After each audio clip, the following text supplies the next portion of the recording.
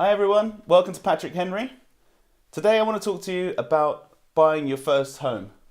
Now everyone thinks there's some mysticism around buying your first home, and a lot of people get really bogged down in it, and so they never actually get around to the process, or maybe they delay the process for a few years. So what I want to speak to you about is everything from start to finish. We're going to have a real cursory overview. There's not going to be too much technical talk, but enough to give you that confidence to start making the steps. So the first thing you need to think of when you're buying a home is your budget. Now, if you're working for yourself or if you're working for someone else, if you've saved a deposit or if you're in the process of saving a deposit, you need to have an idea of where that money is going to get you.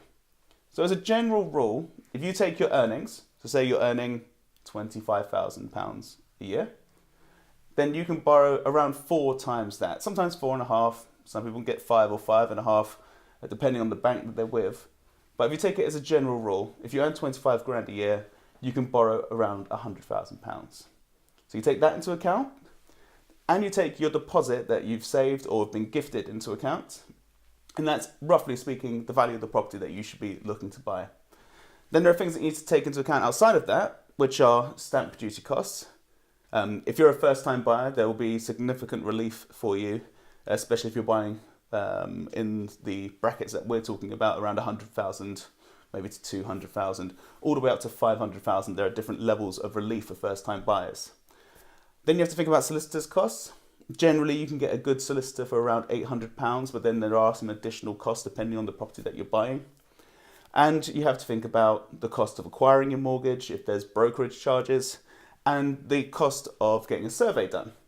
Now, surveys come in different levels. You've got a very basic survey, which is a home buyer survey, and then the full intensive survey, which is a full structural survey.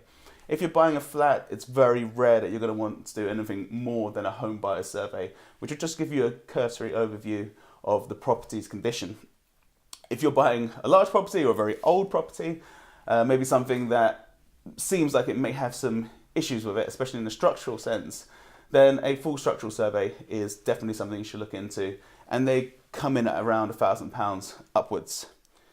The next thing to think about once you've thought about your costs and how much everything is going to collate to, that allows you to buy the property that you wish to buy, then you've got to start thinking about what sort of property you want and the area that you want to live in. So for example, if you're happy to live in a very small property in Chelsea, that's great. Or if you're looking for a lot of space, then you might want to look further out, maybe in Croydon. Then if you're someone that's in the middle, you can come to Clapham and probably find somewhere that's a medium size for the same sort of budget. It all depends on how much space you want for your money. That's really something that people need to get their heads around.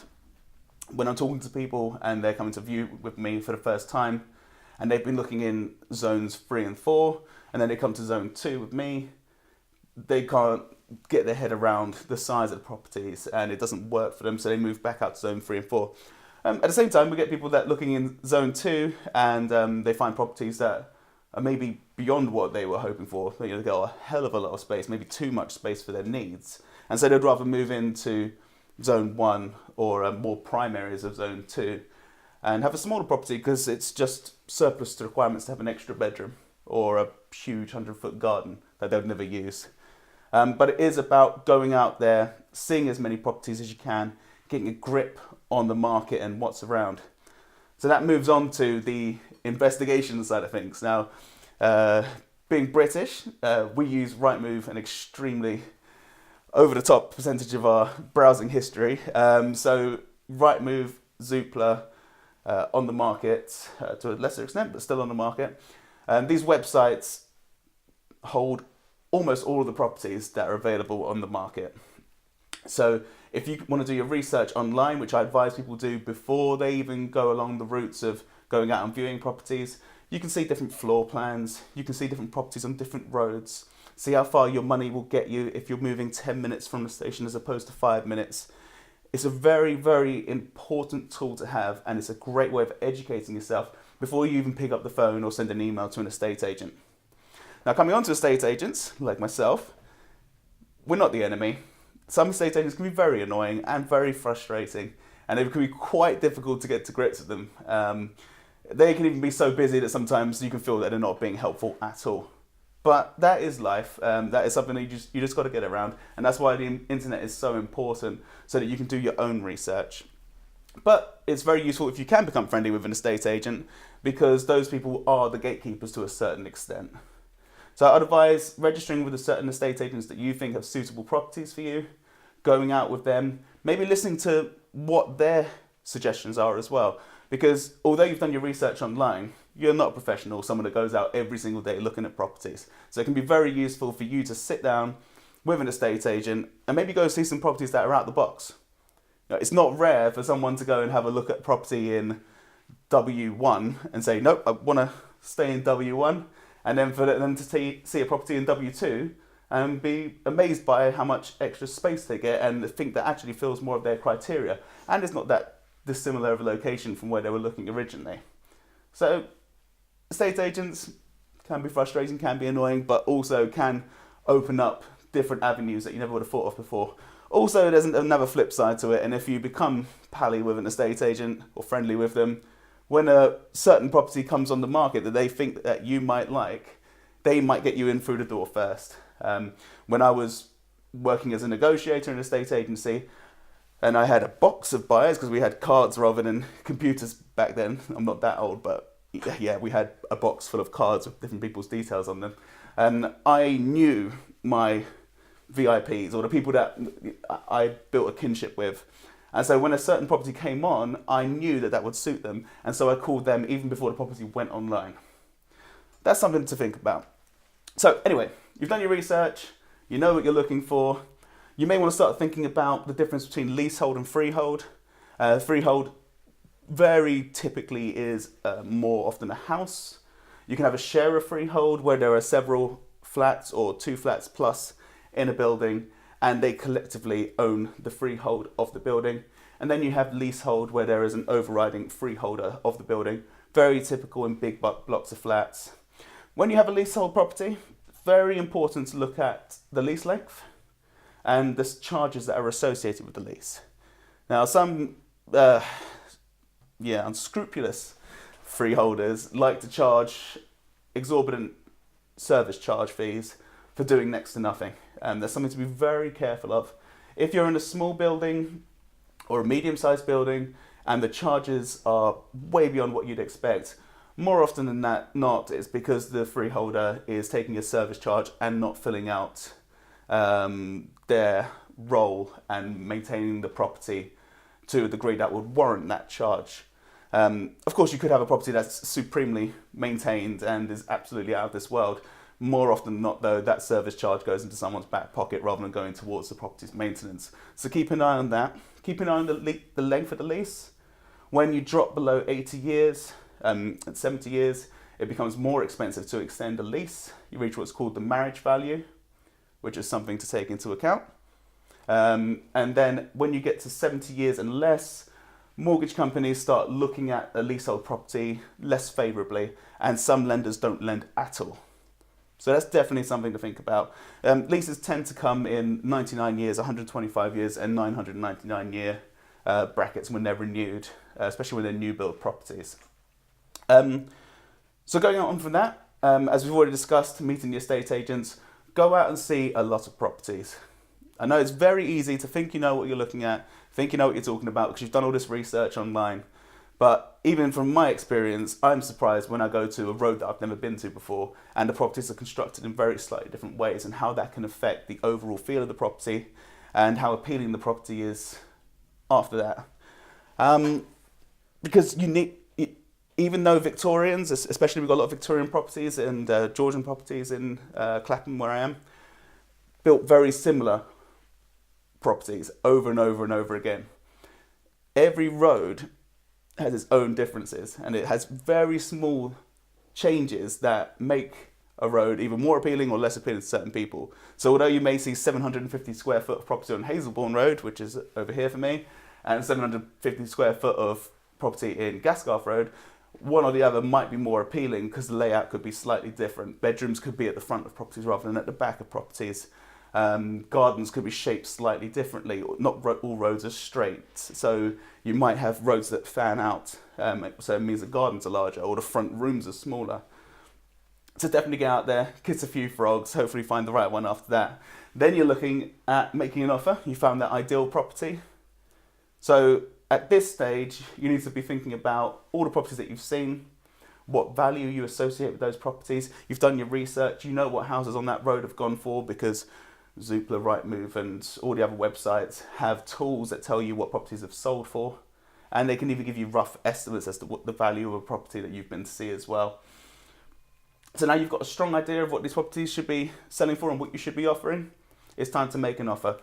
The estate agent will be asking you, who's your mortgage broker? Have you got a mortgage in place? Good estate agents will always ask you to talk to their mortgage broker to at least confirm your details, but more often not to do more than that, to actually sign up with their mortgage broker and to use their services.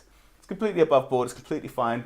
From my experience, when I used to work closely with a mortgage broker, sales will go through more smoothly if I used the mortgage broker, if I used the solicitors that the estate agent recommended, even sometimes if I use a surveyor, because they can be flexible and accommodate different owners of properties that can be interesting when it comes to accessing the property. But anyway, you've made your offer.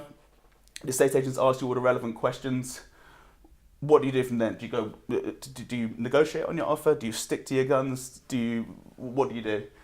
I would recommend that you make a decision beforehand. You have an idea of what your top line is, and you can do what you want in between your offer and that top line. Me personally, on certain occasions, I've gone in and said, this is my offer. This is a take it or leave it offer. A lot of people don't like that because they think, oh, maybe they could have got it a bit cheaper. Some people make a mistake of going far too low. So if an property's on the market for 500,000, they'll offer 400,000 as a tester.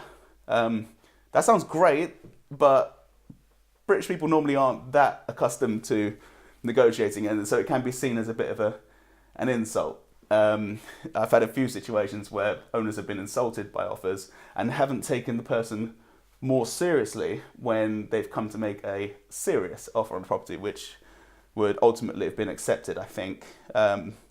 So be careful, don't insult people with your offers, or at least justify your offer when you make it, and maybe take a bit of a guide from the estate agent. So if the estate agent says, we actually have an offer quite a bit in excess of that, maybe take that, maybe with a pinch of salt, but definitely take it into account. It's illegal to lie, although it's very difficult to prove. That's why so many of them get away with it. But do take it into account. Once your offer's been accepted, which hopefully it will be, and at a great price, you need to think about the 4 very important people: the estate agent, the solicitor, the mortgage broker, and the surveyor. These 4 people are going to take your process from the start to the finish. The estate agent is going to be the go-between. That person is going to be the person running between all the other people, making sure everything's in place. If you need something done, you need action taken, go to the estate agent. If they're savvy, if they're good at their job, if they're on point, they will get movement happening. The solicitor holds all the cards. Even though you instruct the solicitor and you tell them what you want them to do, they can be a law to themselves. They also will act for your mortgage company. So although you're instructing them and you're paying for their services, they also act for the lender.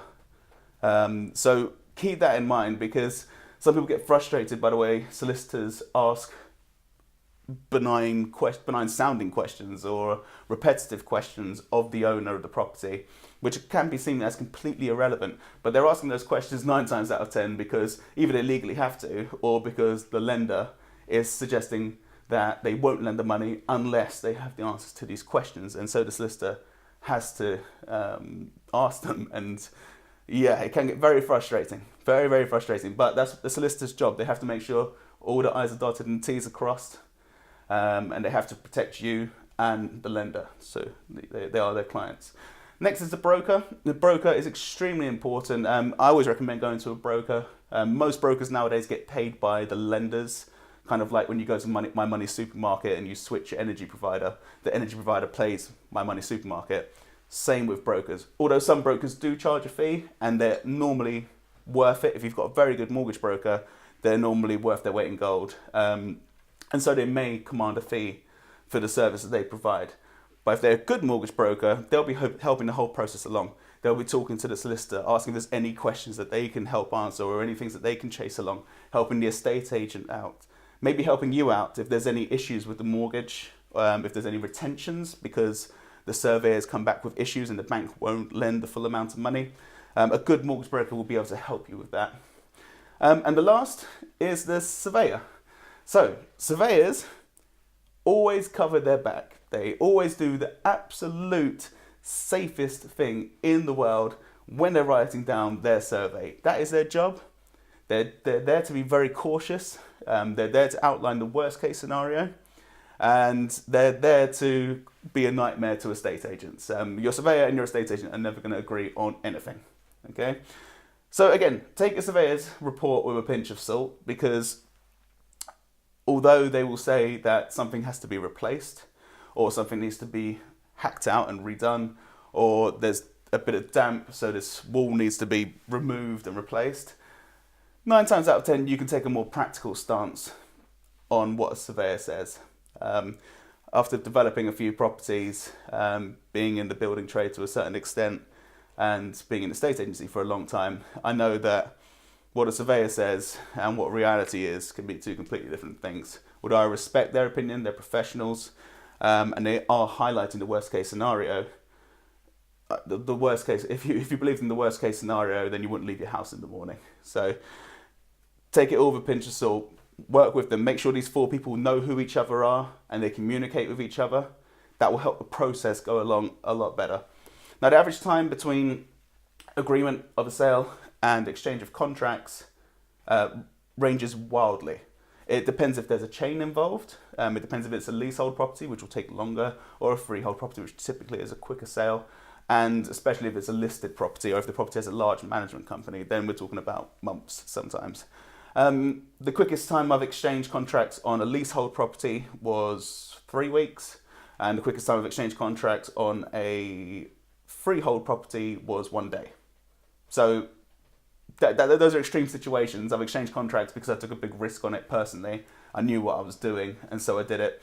The leasehold sale was a property that I owned personally, so I could actually get all of the information over to the solicitors, pressure the estate agent. Actually, I was the estate agent, so yeah, I pressured myself, made sure I get the sale through as quickly as possible. It's what the buyer wanted as well. He was very motivated to get the sale through. It was a good deal for him at the time as well. So everybody used their best intentions to get the sale through. And so it is possible to do it that quickly. More realistically, if you're a leasehold property, if you're buying a leasehold property or selling, 2 months for exchange of contracts is typical. But we should be able to get it done quicker if everyone's on board. If you're taking my advice, it should be done quicker. Now, last piece of advice, when you're coming to the conclusion of your sale, the last 2 weeks are always the most stressful. Always. The solicitors aren't agreeing. They're not seeing eye to eye. The buyer wants to move in. The owner wants to move out. Everyone's getting frustrated with everyone. The estate agent's getting shouted at or is blaming everybody else. In these last 2 weeks, it's very important to take a step back, look at the overall picture, and gather the correct information. If you're the buyer, your solicitor will probably have some questions that aren't answered or aren't answered satisfactorily. So get an email from that solicitor saying what exactly is outstanding, specifically what is outstanding, and what they need. Get that email sent to the other solicitor with the estate agent CC'd, with the mortgage broker CC'd in, and get those questions answered. That will bring you to a conclusion faster than any other method I've ever seen. The estate agent really should be on the ball at this point, especially during the last 2 weeks, to get that email sent, which I promise you is the easiest and best way of solving a clog in a sale or something that slows down the process of a sale. But I always do it myself. I always get on the phone and do it myself. I'm the client of the solicitor. I'm paying the bill.